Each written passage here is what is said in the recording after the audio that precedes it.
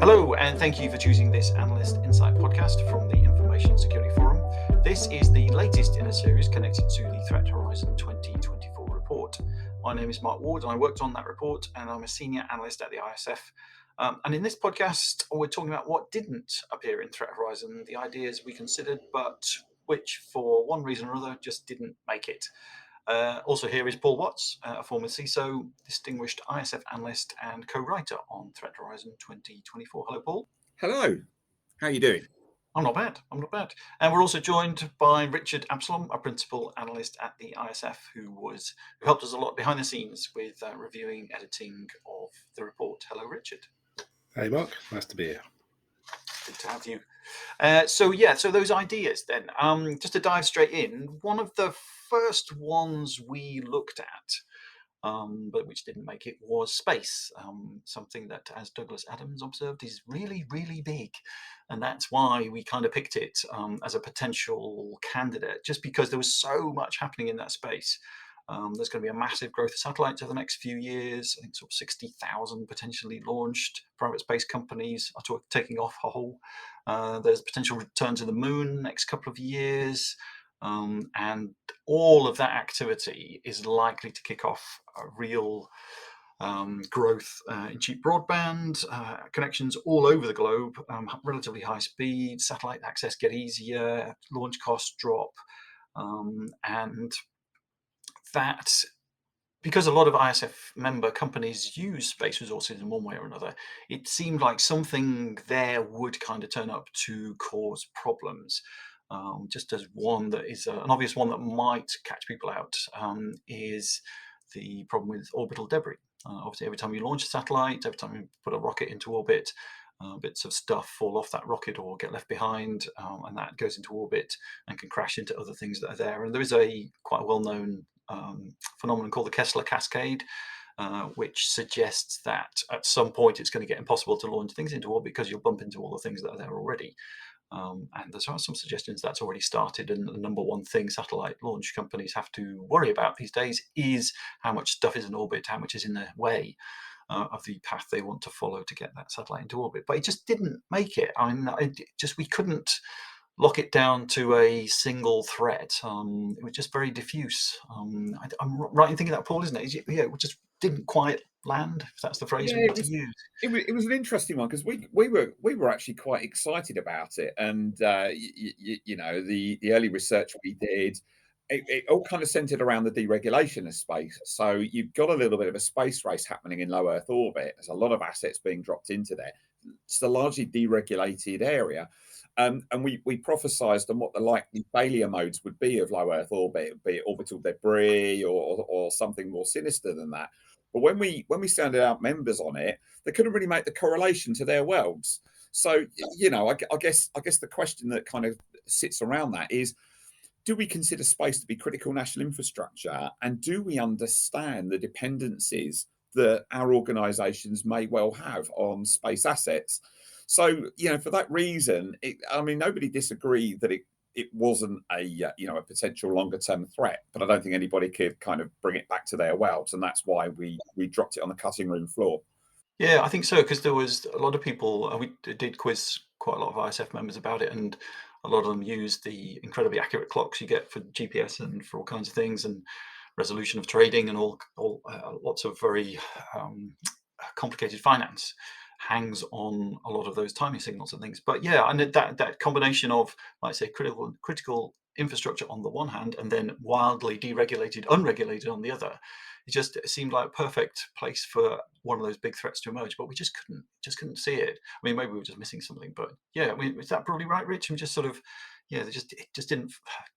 Just couldn't characterize what the big threat would be. Yeah, I mean, as someone on the review team and therefore official buzzkill to the excitement that you guys had about that on the first threat. I mean, and Paul, I know, hates me for saying this, but we've kind of done it before to a certain extent. Gotta stop saying that. Part of it, what we're trying to do with Threat Horizon is come up with new stuff every year. So when we've looked at it to a certain extent, I think it was Threat Horizon 2020.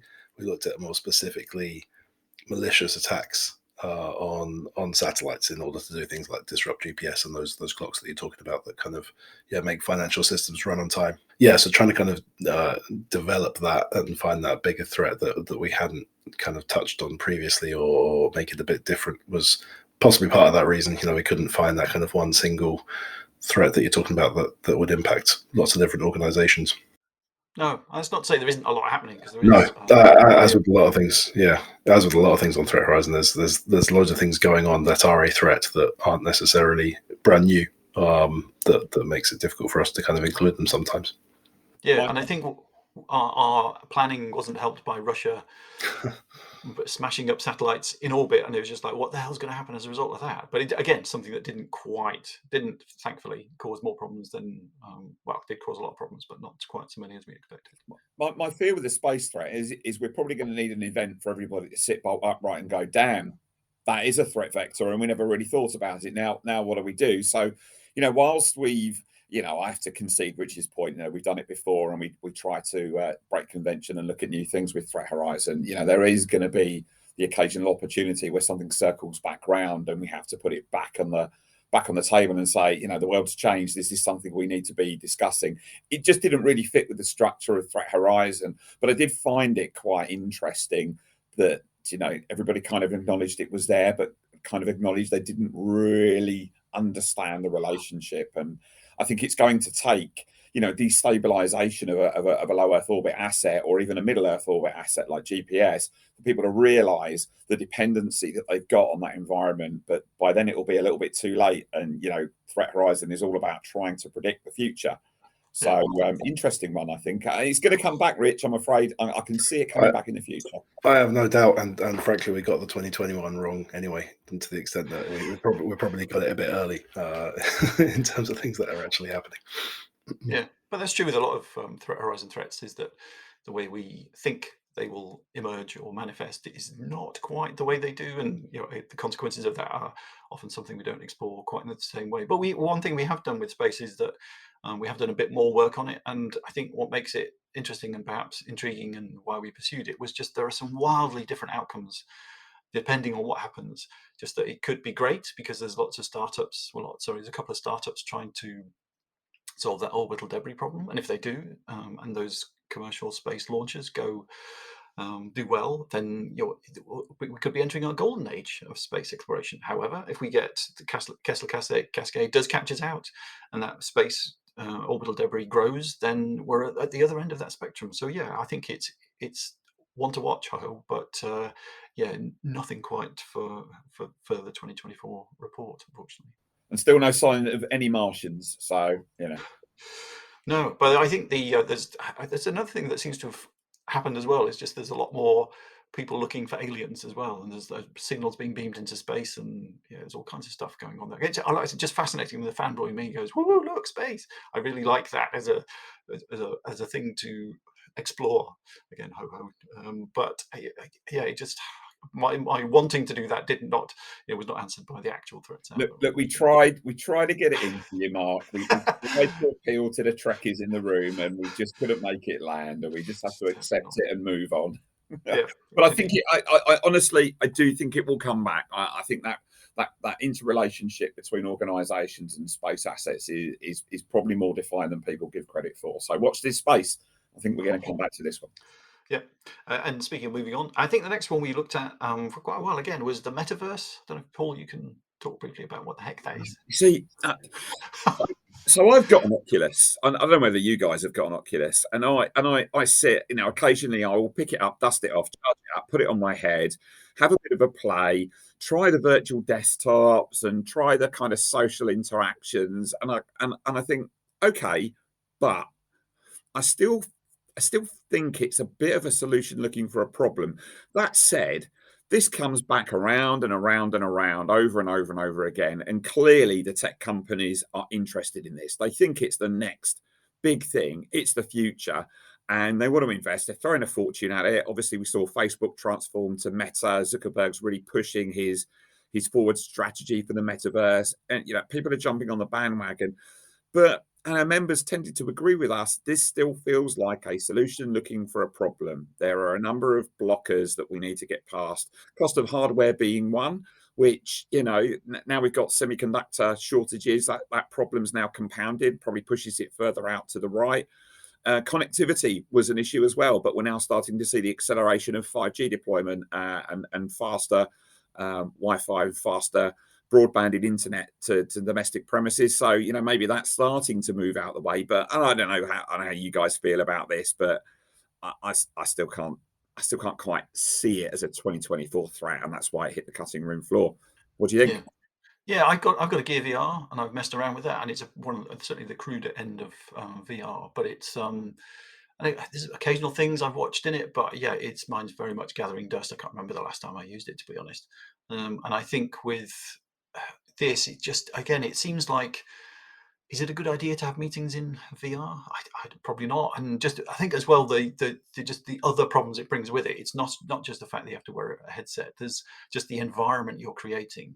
That everything is made of code, and that's going to go wrong because you're going to have third-party code. You're going to have, how are you going to do? There's all kinds of issues that start to crop up if everything you touch, everything you interact with is code.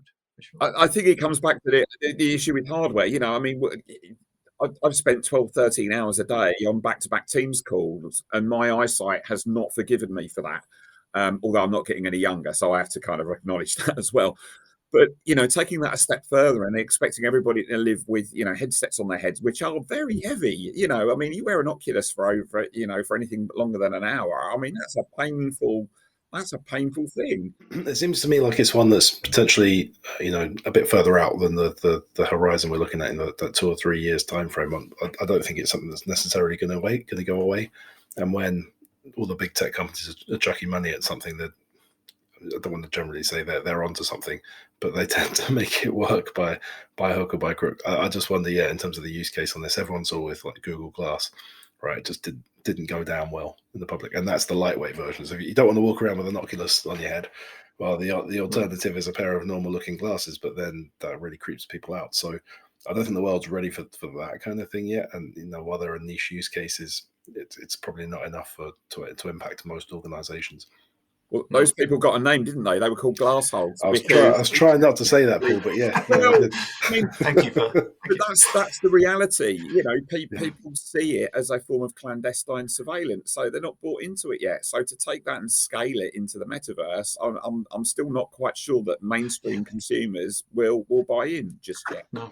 Well, I think certainly some of the early shared worlds have had a huge problem with harassment. I think any female player, gamer, who's online and people know they're online, it's just horrible, the kind of treatment that they can get in all kinds of very popular games, and that's just going to be so much worse when you can physically see who people are, and I just can't see that. I mean, Facebook notoriously good at solving those kind of problems, maybe not. So I just can't see that happening. And I think as well, because the idea of the metaverse, the meta in metaverse means across all of them, but at the moment there's lots of different types of things emerging. There's Facebook obviously building its own platform, Epic as well, more on the gaming side. And then you've got the NFT and crypto bros who are trying to do it a different way. And then you've got maybe established worlds like Minecraft and all kinds of things like that as well. So it's just a bit of a mess at the moment, I think. And I just can't see any common platform emerging that will unite that and get us hopping merrily through all those virtual worlds.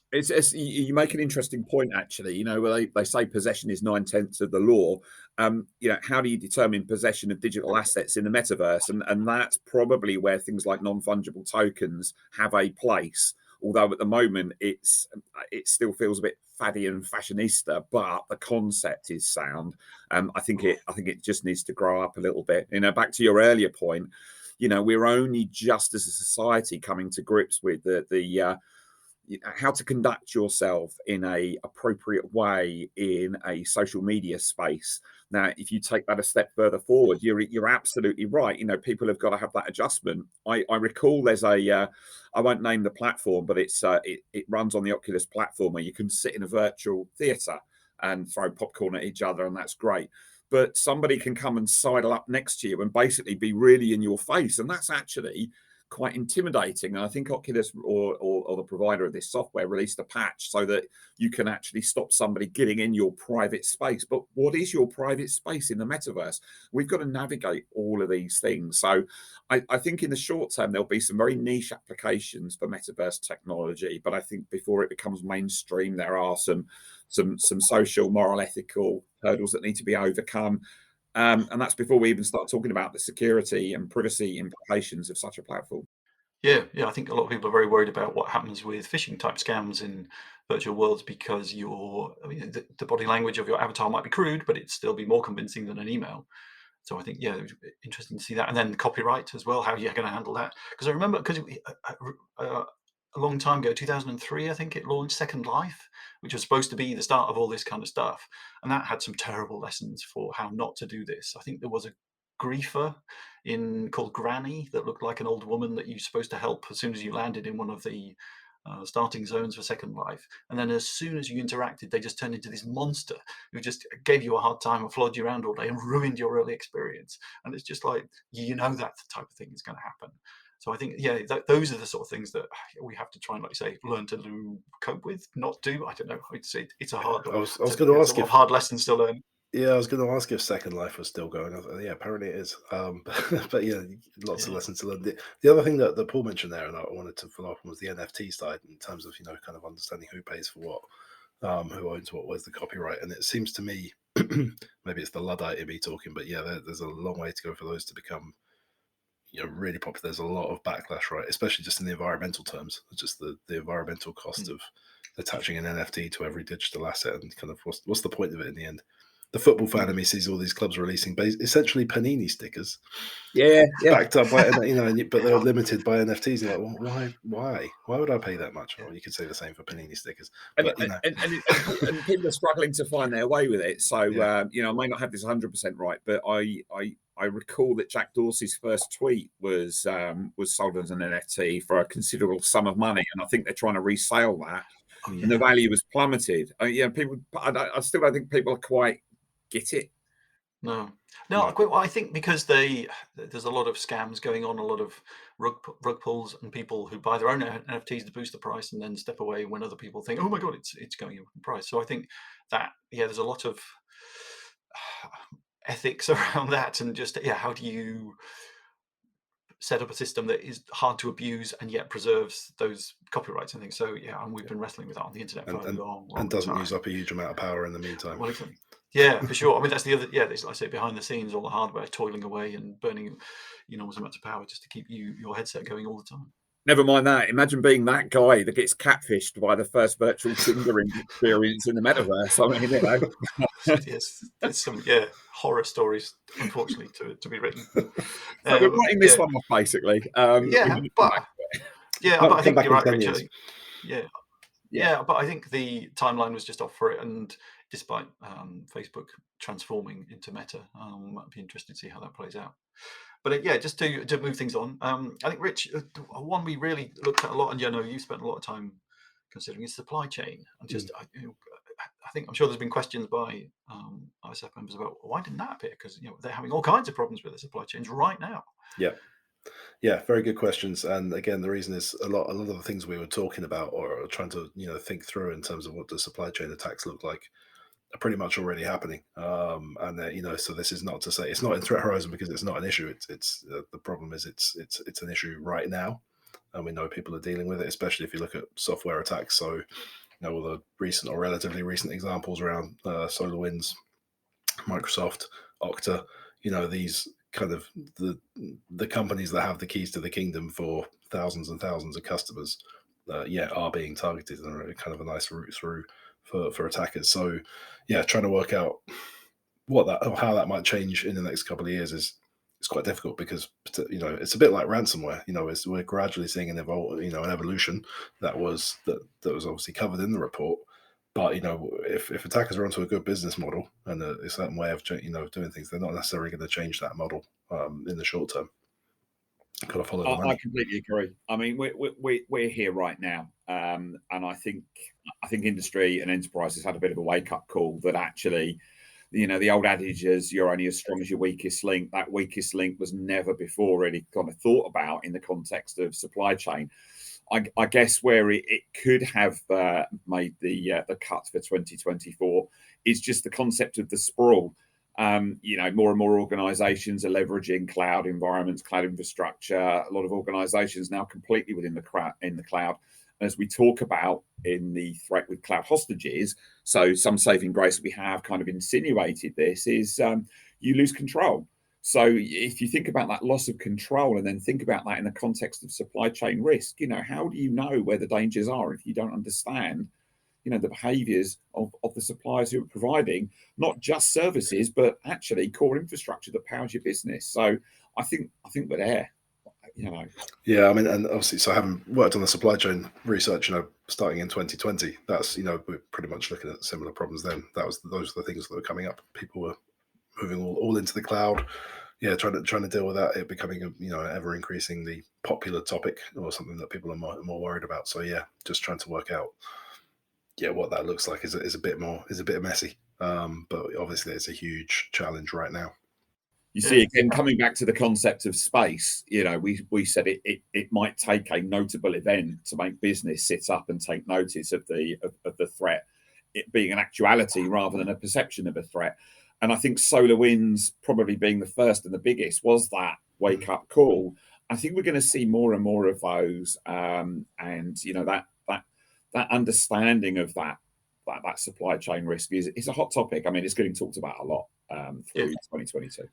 Yeah, I think we did consider it pretty seriously because of SolarWinds and those other systemic attacks, and just that are the bad guys going to pivot to that? But they kind of already have, and like you say, Rich, it just seems to be a reality for organisations these days. But I have seen some slight tweaks, if that's the word, or quirks to it, which are certainly with respect of open source code, because some of developers are using their code as a way to protest. They're either putting comments in that, or sort of geographically restricting it, and that's going to be interesting to see how that plays out, because that, as you can imagine as well, Russian developers might do that, and a lot of developers now are freelance, so they're just working on particular projects. So I mean, maybe that could be an issue, but again, I imagine it's the type of thing organizations have to contend with anyway, so it's not like it's a new threat. And again, that's what next step for me. It's just it's potentially a different motivation, but is the outcome still essentially you're still using potentially insecure software? So it's however it becomes insecure is, well, it depends how semantically whether you care that much or whether it's the impact that is most important. I think you make an interesting point, actually. So Russia-Ukraine wasn't something that we were really thinking about in the context of Threat Horizon 2024 when we wrote and published the report. But if we do see geographical or geopolitical fault lines start to widen as a consequence of events like that, what are the ramifications of that on supply chain risk, and how do those fault lines impact and affect the way that the digital world operates? I think that's a fascinating topic, and something that we may well come back to in future iterations of Threat Horizon. Yeah, I mean, just to defend the report a bit, I mean, we did call out in the sort of early at the front of the report with the PESTLE section just about the ongoing turmoil, and certainly to expect that. And I think in the conclusion we wrapped up and said, no one expects anything to be a world of peace and harmony over the next few years. So I think we did acknowledge that, and certainly I think on the supply chains, they're just going to get more and more fractured, and just going to get harder and harder to maintain that seamless system in the future. It further amplifies the closing comments of the Threat Horizon summary, which is the model of trust being being pretty shattered and fragmented now. I think that's further amplified by further geopolitical rifts. Yeah, I think with it's the working in information security is rarely a time of light and happiness. So I think just the report is but we're talking about the disintegration of trust and the problems that are just organisations going to have to cope with. Just different ways to we say you can't depend on what you used to depend on, to find different ways to be sure to reassure yourself and assure yourself in all kinds of ways that things are operating as you expect and as you want. It's not getting easier out there. It's interesting, isn't it? Because we've often as technologists, defended the importance of the internet conceptually remaining open, free, and globalized, but that's not in confluence with with turmoil that you have at a geopolitical level, and if things continue down that plane, does the whole concept of open and interoperability start to become challenged? And I think that's a fascinating topic of conversation, probably way outside this conversation, but it's not something that's going to go away anytime soon. No, I think that's definitely the reality that quarters out between 2023 and 24 is just that we thought the pandemic would be over after a certain amount of time, and there could be some certainties you'd return to, but now definitely not. We don't see that at all. A slightly grim message, but again, I'd certainly on the supply chain side, Rich, I just wonder, obviously we've got some good advice out there, so it's not like it's hopeless. There are ways to improve, to get a handle on what's going on and keep things running. Yeah, of course. There's always got to be a way of approaching things, and prioritizing and understanding where your greatest risk is obviously the key way to start. And so obviously the ISF's got a lot of research out there, and to be honest, the concepts that we started talking about back in 2013, way before my time even, looking at those, it still makes sense. The world has sped up. You've probably got more suppliers than you used to, the cloud's around, but essentially it's still all about understanding where the biggest likely risk is and putting resources in there, because we know everyone's pretty much strapped for resources and time, and you've got thousands and thousands of suppliers. You can't deal with all of them. The key is understanding, okay, where are we going to place most of our efforts in terms of securing and kind of monitoring those suppliers. And then frankly, at some point it's a question of when rather than if, right? There's going to be attacks, so then it becomes about building resilience. How do you know when an incident happens, and how do you respond to it become the important things to think about. Indeed. Thanks, Rich. Thanks, Paul. Thanks, everybody else, for listening as well. You can find more podcasts on the ISF podcast channel or at securityforum.org, where you can also learn more about ISF research tools and guidance.